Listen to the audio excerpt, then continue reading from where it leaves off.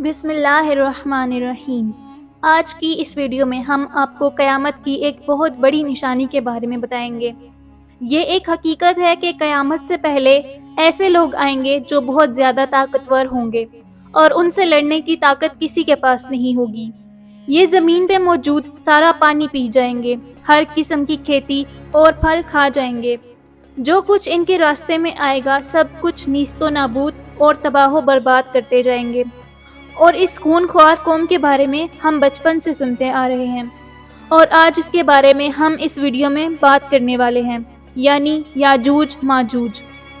اس کے بارے میں آپ نے پہلے سنا ہی ہوگا، لیکن آج ہم جو آپ کو اس ویڈیو میں بتائیں گے شاید ہی آپ نے پہلے سنا ہوگا۔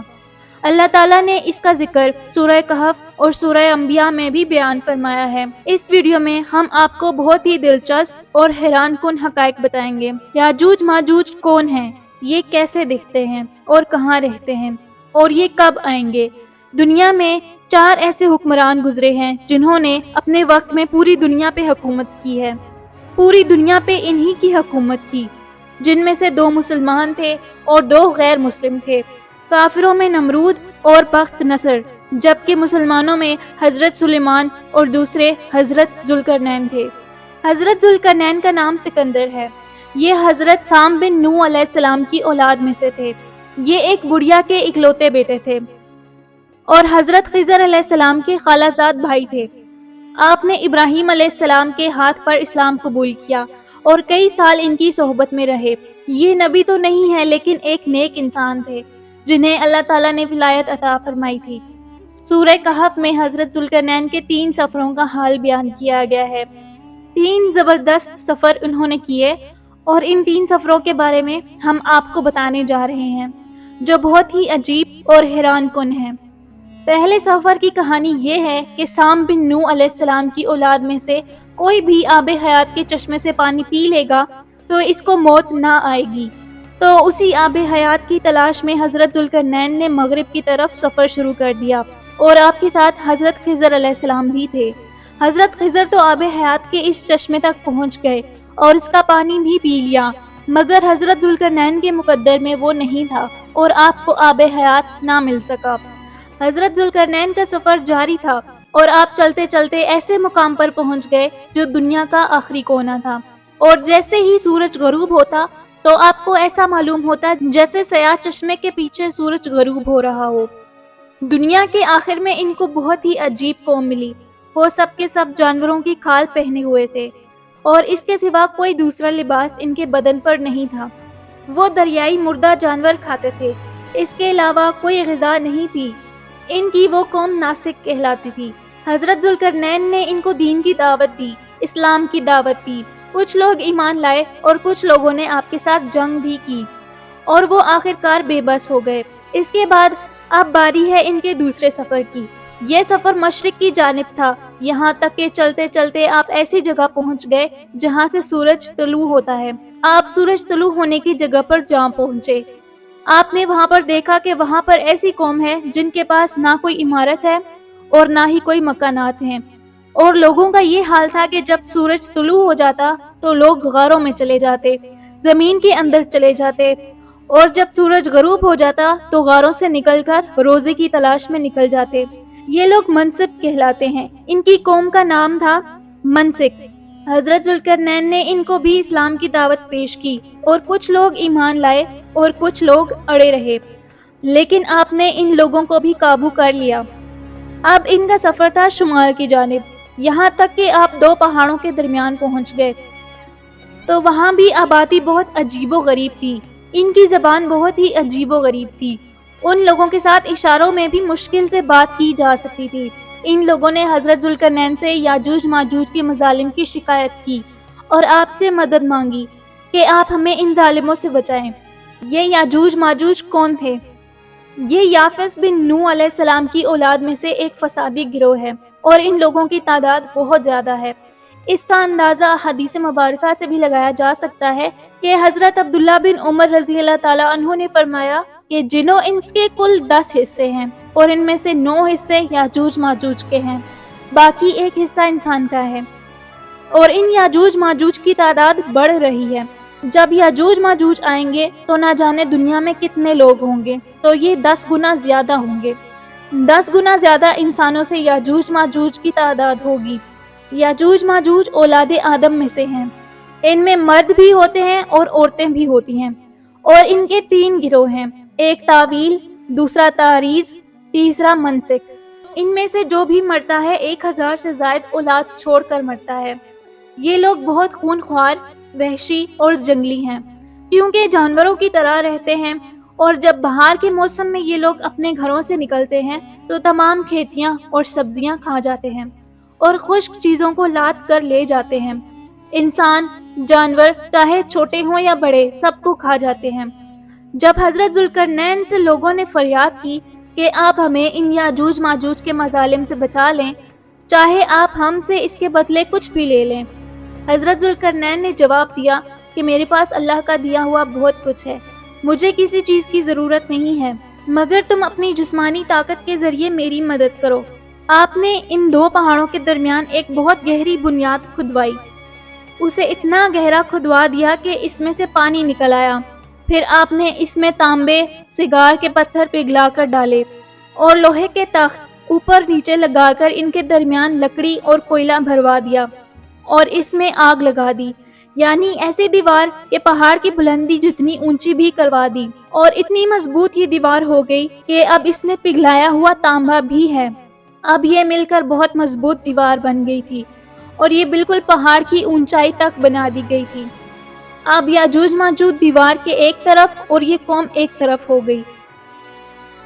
حدیث پاک میں بھی ہے کہ یاجوج ماجوج روزانہ اس دیوار کو توڑ دیتے ہیں۔ یہ روزانہ اس دیوار کو توڑنے کی کوشش کرتے ہیں۔ دن بھر محنت کرنے کے بعد جب اس کو توڑنے کے قریب پہنچ جاتے ہیں تو ان میں سے ایک کہتا ہے کہ چلو کل توڑیں گے، لیکن اللہ کی شان یہ ہے کہ دوسرے دن یہ دیوار اس سے بھی زیادہ مضبوط ہو جاتی ہے اور پوری بھی ہو جاتی ہے۔ لیکن ایک دن ایسا بھی آئے گا جب اللہ کی رضا ہوگی اور قیامت سے پہلے یہ باہر نکلیں گے، تو انہی میں سے ایک شخص کہے گا انشاءاللہ کل اس دیوار کو توڑیں گے، تو کل جب وہ آئیں گے تو وہ دیوار وہیں تک ہوگی، انشاءاللہ کی برکت ظاہر ہوگی اور پھر یہ دیوار ٹوٹ جائے گی، پھر ان کا خروج ہوگا۔ حضرت محمد صلی اللہ علیہ وآلہ وسلم کے فرمان کا مفہوم ہے کہ قیامت قائم نہ ہوگی یہاں تک کہ یاجوج ماجوج نہ آ جائیں۔ آگے بڑھنے سے پہلے آپ کو بتاتے چلیں کہ یاجوج ماجوج کے نکلنے سے پہلے دنیا کن چیزوں سے محروم ہو جائے گی۔ حضرت ابن عباس رضی اللہ تعالیٰ عنہ نے فرمایا کہ اللہ تعالیٰ نے 5 نہروں کو جنت سے جاری فرمایا۔ نمبر 1 جیہون، نمبر 2 سیہون، نمبر 3 دجلہ، نمبر 4 فرات اور نمبر 5 دریائے نیل۔ یہ 5 دریا ایک ہی چشمے سے جاری ہوئے ہیں۔ اللہ تعالیٰ نے حضرت جبرائیل علیہ السلام کے ذریعے جنت کے اس چشمے کو پہاڑوں کے اندر امانت رکھ دیا اور پہاڑوں سے نہروں کو زمین پر جاری فرما دیا، جس سے لوگ طرح طرح کے فوائد حاصل کر رہے ہیں۔ جب یاجوج ماجوج کے نکلنے کا وقت ہوگا تو اللہ تعالیٰ حضرت جبرائیل علیہ السلام کو زمین پر بھیجیں گے اور وہ 6 چیزوں کو زمین سے اٹھا کر لے جائیں گے۔ وہ 6 چیزیں کون سی ہوں گی؟ قرب قیامت میں یاجوج ماجوج کے آنے سے پہلے یہ چیزیں دنیا سے چلی جائیں گی۔ نمبر 1 قرآن پاک، نمبر 2 تمام علوم، یعنی سارا علم دنیا سے چلا جائے گا۔ نمبر 3 حجر اسود، نمبر 4 مقام ابراہیم، نمبر 5 حضرت موسیٰ علیہ السلام کا تابوت، نمبر 6 یہ جو ہم نے مذکورہ 5 نہروں کی بات سنی، یہ 5 نہریں بھی گویا واپس اٹھا لی جائیں گی۔ یہ چیزیں جب اس دنیا سے اٹھا لی جائیں گی تو دین کی برکتیں اس زمین سے ختم ہو جائیں گی اور لوگ ان رحمتوں سے بالکل محروم ہو جائیں گے۔ کچھ لوگوں کے ذہن میں یہ سوال بھی آ سکتا ہے کہ یاجوج ماجوج ہوں گے کیسے؟ ان کا چہرہ کیسا ہوگا؟ وہ دکھتے کیسے ہوں گے؟ ان کی آنکھیں کیسی ہوں گی؟ ان کے بال کیسے ہوں گے؟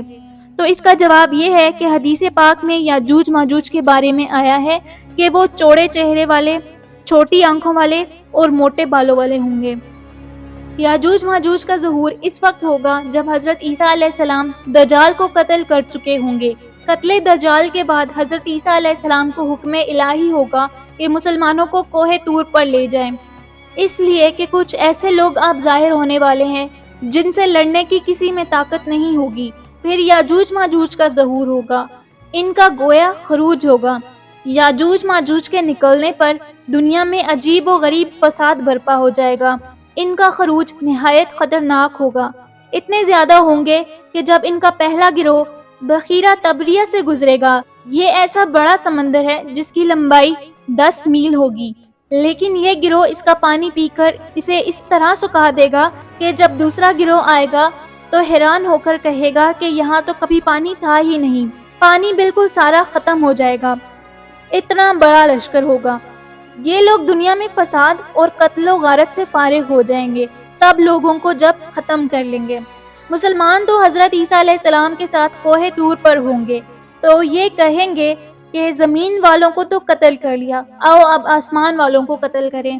یہ کہہ کر وہ اپنے تیر آسمان کی طرف پھینکیں گے، تو جب وہ تیر واپس زمین پر آئیں گے تو ان پر خون لگا ہوا ہوگا۔